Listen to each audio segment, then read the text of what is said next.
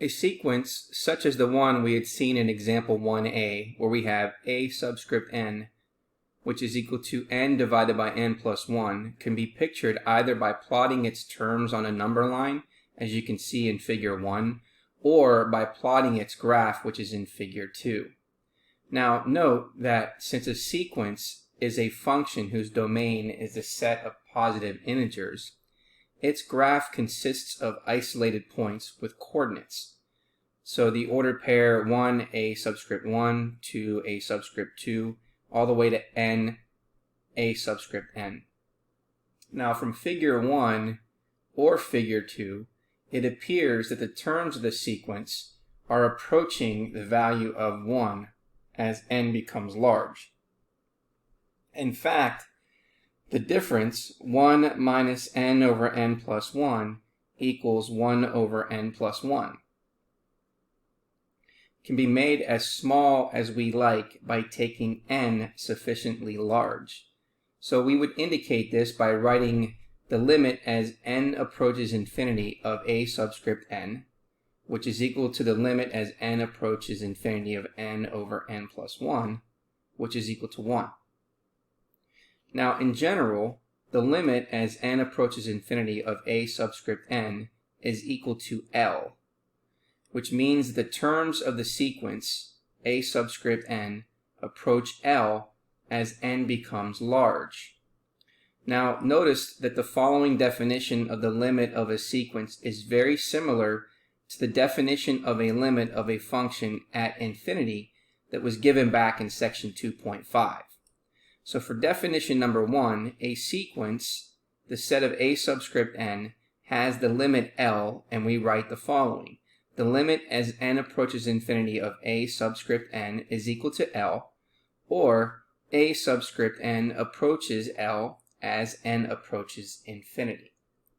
Now, if we can make the terms a subscript n as close to L as we like by taking n sufficiently large, and if the limit as n approaches infinity of a subscript n exists, we say the sequence converges or is convergent.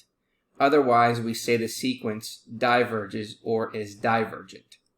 Now, if you take a look at figure 3, it's going to illustrate definition 1 by showing the graphs of two sequences that have the limit L. So in the first graph, you can see that eventually it's going to approach the limit L. And the same thing on the second graph, you can see eventually it's going to approach the limit L.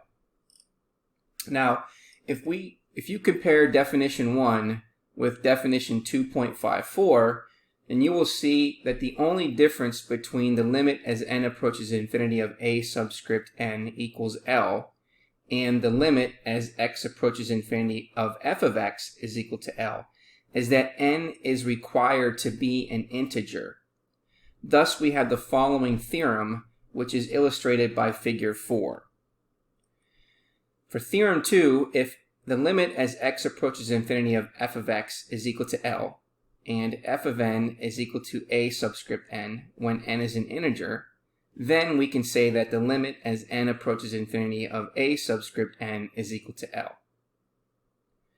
Now, in particular, since we know from section 2.5 that the limit as x approaches infinity of 1 divided by x to the r power is equal to 0 when r is greater than 0, then we can apply a new definition for 3. We can say that from Theorem 2, we can say the limit as n approaches infinity of 1 over n to the r power is equal to 0 if r is greater than 0. So if a subscript n becomes large as n becomes large, then we would use the notation. We would say the limit as n approaches infinity of a subscript n is equal to infinity. Now, in this case, the sequence, the set of a subscript n, is divergent, but in a special way. We say that the set a subscript n diverges to infinity. And so the limit laws given in section 2.3 also hold for the limits of sequences, and their proofs are similar. So here are the limits for the sequences. So again, you have your addition, your subtraction, your scalar multiplication, the limit of an ordered pair, division, and then the power. So you want to refer to these limit laws for those sequences in certain situations. Now, we also had the squeeze theorem, and it can also be adapted for sequences just like we see in figure 5. Okay, the squeeze theorem for sequences is the following. If a subscript n is less than or equal to b subscript n, which is less than or equal to c subscript n, for n being greater than or equal to n naught, and the limit as n approaches infinity of a subscript n is equal to the limit as n approaches infinity of c subscript n is equal to L, then we can say that the middle value here, the limit as n approaches infinity of b subscript n, is going to equal L. So another useful fact about limits of sequences is given by the following theorem, which follows from the squeeze theorem, because negative times the absolute value of a subscript n is less than or equal to a subscript n, which is less than or equal to the absolute value of a subscript n.